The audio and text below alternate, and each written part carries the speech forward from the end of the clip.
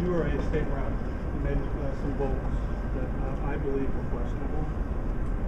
And I was wondering if maybe you can elaborate on it so I could better understand why you voted the way you did. Sure. The right to work legislation you voted against.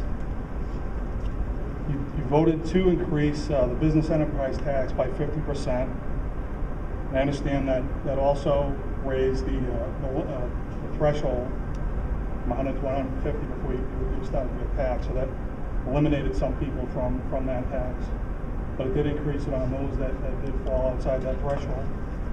And you also voted to increase the communications tax from 3% to 4.5%. And then you subsequently voted for, or additionally rather, voted against the parental consent legislation for children under 16 years old.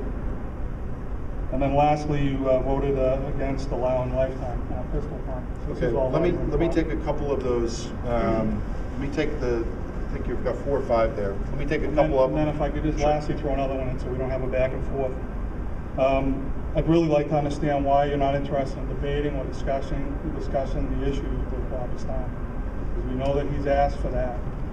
As voters, I think it'd be healthy for us to understand both you folks and where you stand on positions, before we have to vote.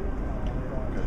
Thank you. Let me take a couple of them, and if I don't get to all of them, I'll talk to you after. Okay, I appreciate it. On the last one about debating, anyone who gets in this race once the filing period actually commences, which is not for several more months, when debates are scheduled, I will be there. And I've told that to Bob, and I've told that to other people who are looking at running.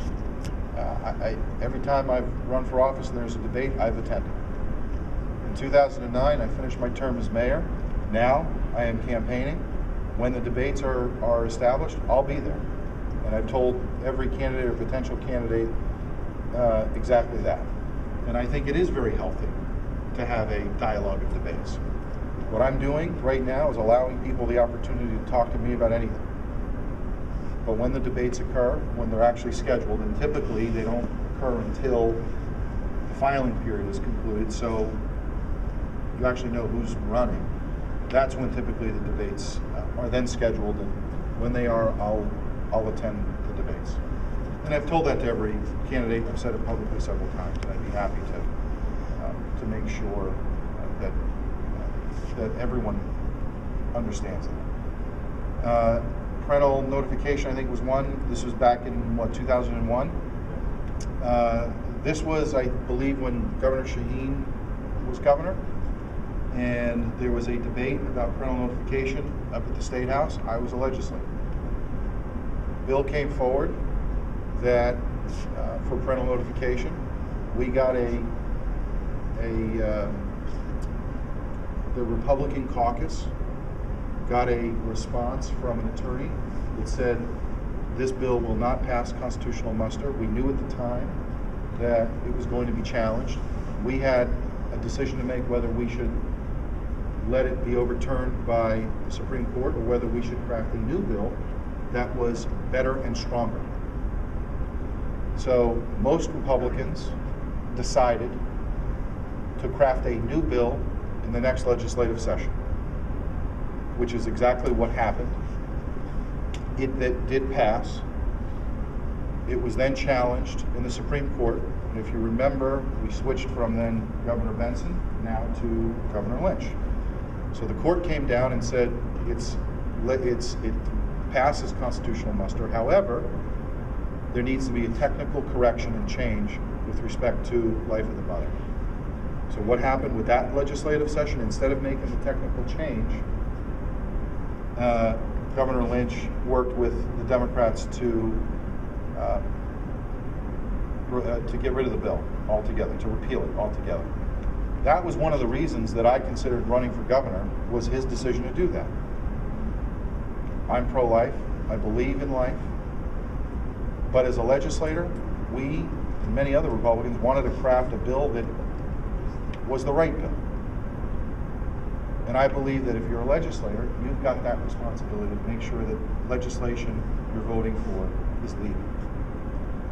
On you're talking about the BET, I think? Is that probably HB 170, if I remember my legislative history. HB 170 was the response to Governor Shaheen's sales tax proposal. If you remember, Governor Shaheen broke her promise when she said she would oppose a sales or an income tax. She proposed the sales tax. The state was up in arms. The Republican plan that came forward, which was HB 170, was a net cut in taxes to everyone in New Hampshire. The legacies and succession tax, the death tax, was eliminated in that bill. Property tax, I believe, was almost cut in half, if my memory serves. And I have to go research it to make sure. And then the BET was changed, but the limits were moved up. So there was a net reduction to every taxpayer in the state of New Hampshire. And when you look at who voted for that, conservatives like Kenny Weiler, Paul Mirsky, I have to go look at the rest of but this was the solution that the Republicans came up with to ensure that that sales tax wouldn't come through.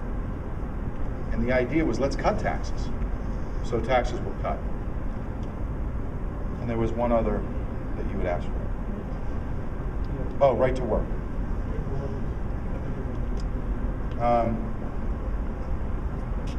You know, there wasn't a lot of dialogue and debate on that particular issue.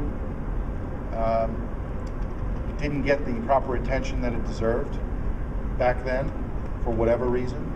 But I can tell you, I am no stranger to dealing with unions. I had to deal with 17 of them in Manchester when I was mayor. And I was glad to be picketed by unions when I didn't kowtow to them in the things that they were looking for in their contracts. And I will tell you, as a mayor, I had to govern. It was not always easy when you had people picketing you, but you know what? I took it as a badge of honor because I stuck with taxpayers each and every time. The right to work legislation that is actually authored and proposed by Representative Smith for this session is something I'm working with him on to make sure it does get passed and it does get the proper attention that that bill deserves, because that is part of a necessary reform that we're going to need in the state if you're going to bring down the cost of the employee cost that we have for the state, as well as pension reform, as well as trying to streamline the size of government. And I've been working with Representative Smith to make sure that happens, and I hope it does happen, and it'll get the attention